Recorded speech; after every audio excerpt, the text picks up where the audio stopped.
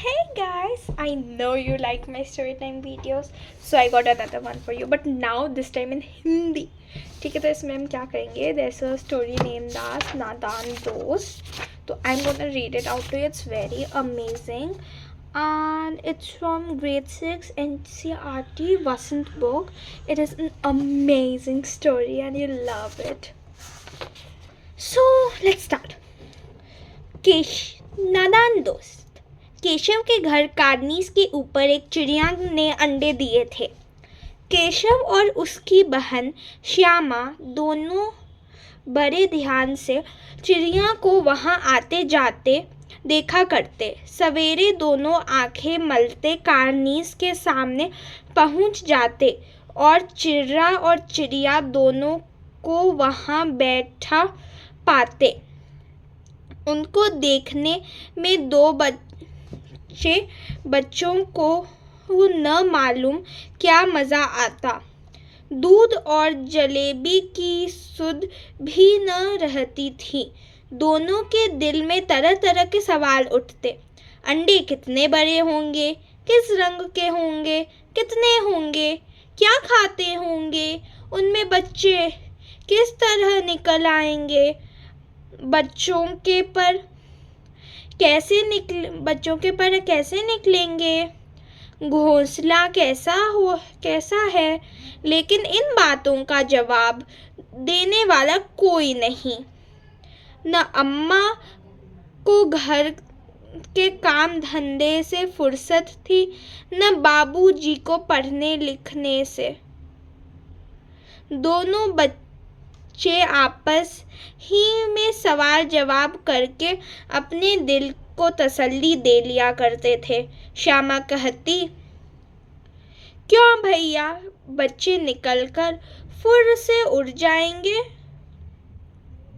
केशव विद्वानों जैसे गर्व से कहता, नहीं रे पागल, पहले पर निकलेंगे, बगैर फरों के बेचारे कैसे उड़ेंगे. श्यामा, बच्चों को क्या खिलाएगी बेचारी. केशव इस पेचीदा सवाल का जवाब कुछ न दे सकता था. इस तरह 3-4 दिन गुजर गए. दोनों बच्चों की जिज्ञासा दिन ब दिन बढ़ती जाती थी. अंडों को देखने के लिए वह अधीर हो उठते थे. उन्होंने अनुमान लगाया कि अब जरूर बच्चे निकल आए होंगे. बच्चों के चारे का सवाल अब उनके सामने आ खड़ा हुआ. चिड़िया बेचारी इतना दाना कहाँ पाएगी कि सारे बच्चों का पेट भरे. गरीब बच्चे भूख के मारे चूं चूं करके मर जाएंगे. इस मुसीबत का अंदाजा करके दोनों घबरा उठे. दोनों ने फैसला किया कि कार्निस पर थोड़ा सा दाना रख दिया जाए. श्यामा खुश होकर बोली, तब तो चिड़ियों को चारे के लिए कहीं उड़कर न जाना पड़ेगा ना. केशव, नहीं, तब क्यों जाएंगी. श्यामा, क्यों भैया, बच्चों को धूप न लगती होगी. केशव का ध्यान इस तकलीफ की तरफ न गया था. बोला, जरूर तकलीफ हो रही होगी. बेचारे प्यास के मारे तड़पते होंगे. ऊपर छाया भी तो कोई नहीं. आखिर यही फैसला हुआ कि घोंसले के ऊपर कपड़े की छत बना देनी चाहिए. पानी की प्याली और थोड़े से चावल रख देने का प्रस्ताव भी स्वीकृत हो गया. दोनों बच्चे बड़े चाव से काम करने लगे. श्यामा माँ की आंख बचाकर मटके से चावल निकाल लाई. केशव ने पत्थर की प्याली का तेल चुपके से जमीन पर गिरा दिया और उसे खूब साफ करके उसमें पानी भरा। अब चांदनी के लिए कपड़ा कहाँ से आए? फिर ऊपर बगैर छड़ियों के कपड़ा ठहरेगा कैसे? और छड़ियाँ खड़ी होंगी कैसे? केशव बड़ी देर तक इसी उधेड़ बुन में रहा। आखिरकार उसने यह मुश्किल भी हल कर दी। श्यामा से बोला, जाकर कूड़ा फेंकने वाली टोकरी उठा लाओ।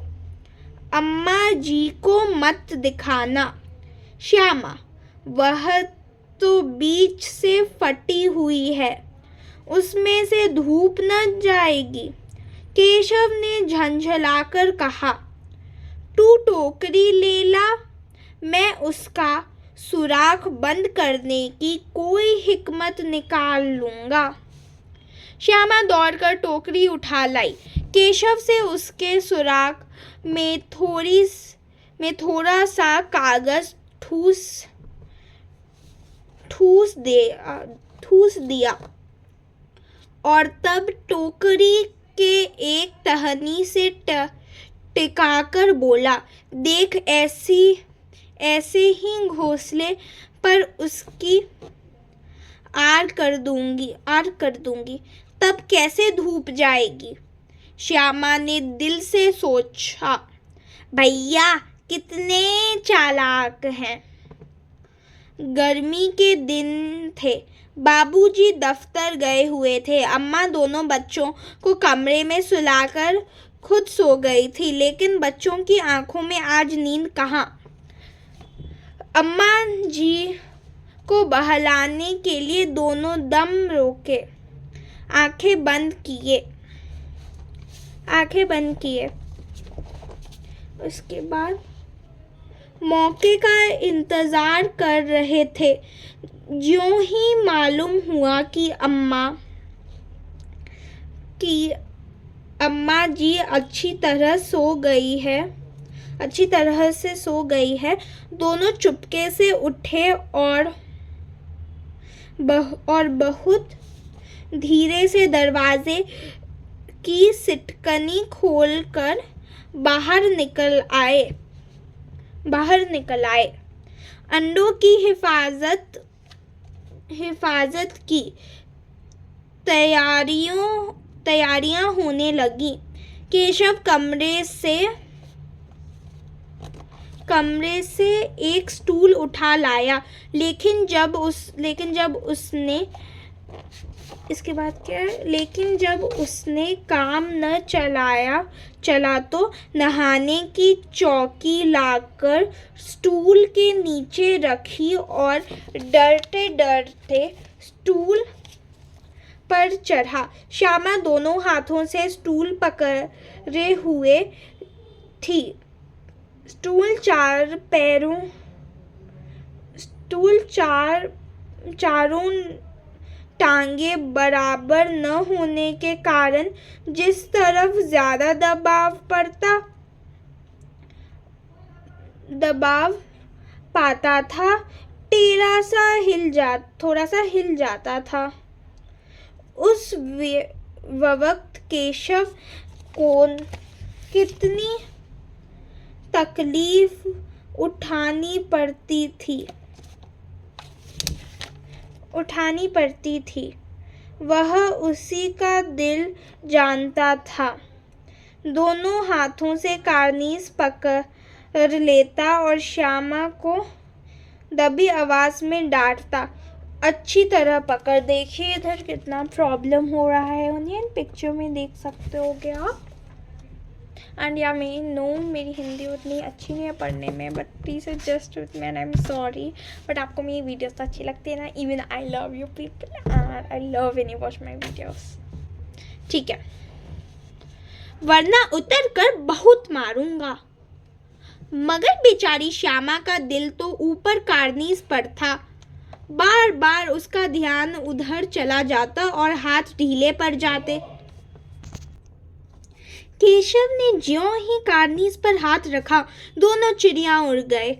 केशव ने देखा कारनीस पर थोड़े तिनके बिछे हुए हैं और उन पर 3 अंडे पड़े हैं, जैसे घोंसले उसने पर देखे हैं वैसा कोई घोंसला नहीं है। श्यामा ने नीचे से पूछा, क्या भैया के बच्चे हैं भैया? केशव, 3 अंडे हैं, अभी बच्चे नहीं निकले। श्यामा, जरा हमें दिखा दो भैया, कितने बड़े हैं? केशव, दिखा दूंगा, पहले जरा चिथड़े ले आ, नीचे बिछा दूं। बेचारे अंडे तिनको पड़े हैं। श्यामा दौड़कर अपनी पुरानी छोटी फाड़ कर एक टुकड़ा लाई। केशव ने झुककर कपड़ा ले लिया। उसकी कई तह करके उसने एक गड्ढा बनाया और उसने तिनके बिछाकर 3 अंडे धीरे से उस पर रख दिया। श्यामा ने फिर कहा, हमको भी दिखा दो भैया। केशव, दिखा दूंगा, पहले जरा वह टोकरी तो दे दो, ऊपर छाया कर दूं। श्यामा ने टोकरी नीचे से थमा दी और बोली, अब तुम उतर जाओ, मैं भी तो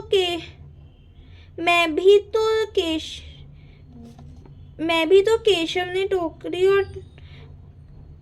टोकरी को एक टहनी से टिकाकर कहा, जा दाना और पानी की प्याली आ, मैं उतर कर आऊं तो तुझे दिखा दूंगा। श्यामा प्याली और चावल भी लाई। केशव ने टोकरी के नीचे दोनों नीचे रख दी।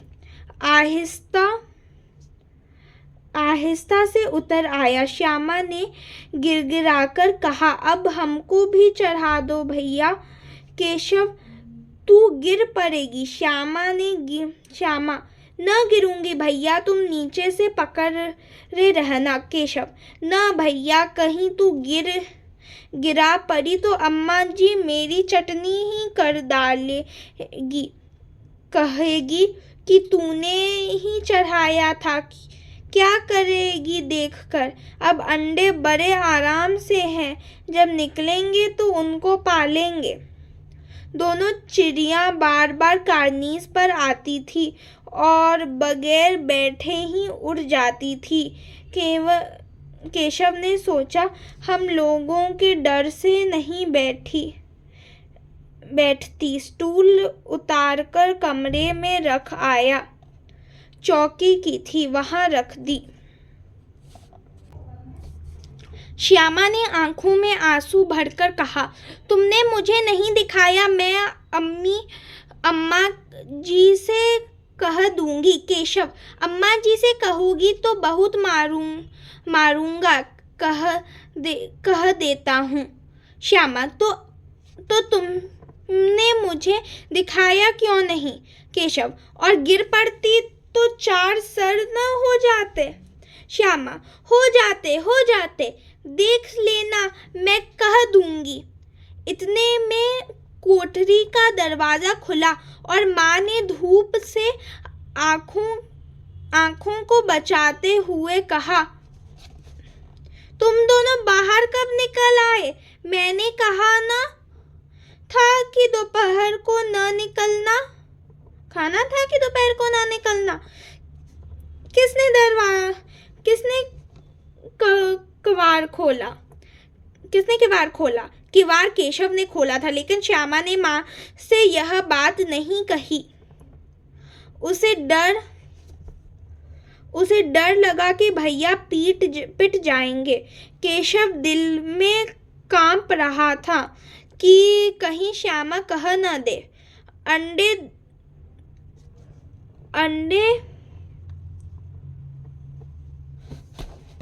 अंडे न दिखाए थे, इससे अब उसको श्यामा पर विश्वास न था।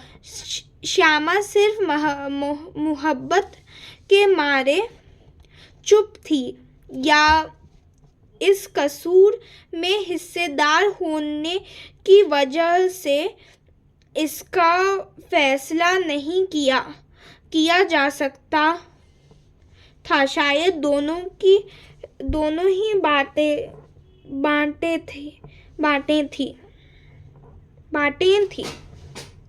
माँ ने दोनों को डांट डपट कर फिर कमरे में बंद कर लिया, और आप धीरे धीरे उन्हें खा झलने लगी। अब सिर्फ 2 बजे थे। बाहर तेज लू चल रही थी। अब दोनों बच्चों को नींद आ गई थी। 4 बजे यकायक श्यामा की नींद खुली। किवाड़ खुले हुए थे। वह दौड़ी हुई कारनीस पास आई और ऊपर की तरफ ताकने लगी। टोकरी का पता न चला। संयोग से उसकी जड़ नीचे गई और वह उल्टे पांव दौड़ती हुई कमरे में जाकर जोर से बोली, भैया अंडे नीचे पड़े हैं, बच्चे उड़ गए। केशव घबराकर उठा और दौड़ा हुआ बाहर आया तो क्या देखता है कि तीनों अंडे नीचे टूटे पड़े हैं और उनसे कोई चूने की सी चीज बाहर निकल आई है। पानी की प्याली एक तरफ टूटी पड़ी है। सॉरी कि वीडियो थोड़ा लंबा हो रहा है, बट आई कंप्लीट इट। उसके चेहरे का रंग उड़ गया। सहमी हुई आंखों से जमीन की तरफ देखने लगा। श्यामा ने पूछा, बच्चे कहाँ उड़ गए भैया? केशव ने करुण स्वर में कहा, अंडे तो फूट गए। श्यामा, और बच्चे कहाँ गए? केशव, तेरे सर में देखती नहीं है, अंडों में से उजला उजला पानी निकल आया। वही तो 2-4 दिनों में बच्चे बन जाते। माँ ने सोती हाथ में लिए हुए पूछा, तुम दोनों वहां धूप में क्या कर रहे हो? श्यामा ने कहा, अम्मा जी, चिड़िया के अंडे टूटे पड़े हैं। माँ ने आकर टूटे हुए अंडे को देखा और गुस्से से बोला, तुम लोगों ने अंडों को छुआ होगा। अब तो श्यामा को भैया पर जरा भी तरस न आया। उसी ने शायद अंडों को इस तरह रख दिया कि वह नीचे गिर पड़े। इसकी उसे सजा मिलनी चाहिए। बोली, इन्होंने अंडों को छेड़ा था अम्मा जी। माँ ने केशव से पूछा, क्यों रे? केशव भीगी बिल्ली बना खड़ा रहा। तू वहां पहुंचा कैसे? श्यामा, चौकी पर स्टूल रखकर चढ़े अम्मा जी। केशव, तू स्टूल थामे नहीं खड़ी थी। श्यामा, तुम्ही ने तो कहा था। माँ, तू इतना बड़ा हुआ, तुझे अभी इतना भी नहीं मालूम कि छूने से चिड़िया के अंडे गंदे हो जाते हैं। चिड़िया फिर उन्हें नहीं सेती। श्यामा ने डरते डरते पूछा, तो क्या चिड़िया ने अंडे गिरा दिए हैं अम्मा जी? माँ, और क्या करती? केशव के सिर इसका पाप पड़ेगा। हाय हाय, 3 जाने ले ली दुष्ट ने। केशव रोनी सूरत बनाकर बोला, मैंने तो सिर्फ अंडों की की गिरधा पर रख दिया था अम्मा जी। माँ को हंसी आ गई, मगर केशव को कई दिनों तक अपनी गलती पर अफसोस होता रहा। अंडों की हिफाजत करने के जोग में उसने उनका सत्यानाश कर डाला। इसे याद कर वह कभी रो पड़ता। दोनों चिड़िया वहाँ फिर न दिखाई दी। इस कहानी को प्रेमचंद जी ने लिखा है एंड ये बहुत अच्छी कहानी है। We get to know many things about it. और मेरा ना एक अगला वीडियो आएगा जहाँ मैं इसके question answers and hard meanings discuss करूँगी। मैंने सोचा था इसी वीडियो में कर लूँगी, but now it has got too long. It's like my longest video जो मैंने एवर मेड किया है। एंड नेक्स्ट वीडियो में मैं क्विक 2 मिनट समराइजेशन दूंगी इसकी, and then we'll learn the hard words, इसमें क्या हार्ड एंड न्यू वर्ड्स थे एंड उनके मीनिंग्स एंड थोड़ी क्वेश्चन आंसर्स देखेंगे, ठीक है। And if you like my video, मैंने इतनी मेहनत से अपना इतना टाइम आपको दिया है to like tell you about this fun story जो प्रेमचंद जी ने लिखी है, नादान दोस्त। तो इसके लिए मेरे को एक सब्सक्राइब तो कर ही सकते हो ना, like share and subscribe. Till that bye bye.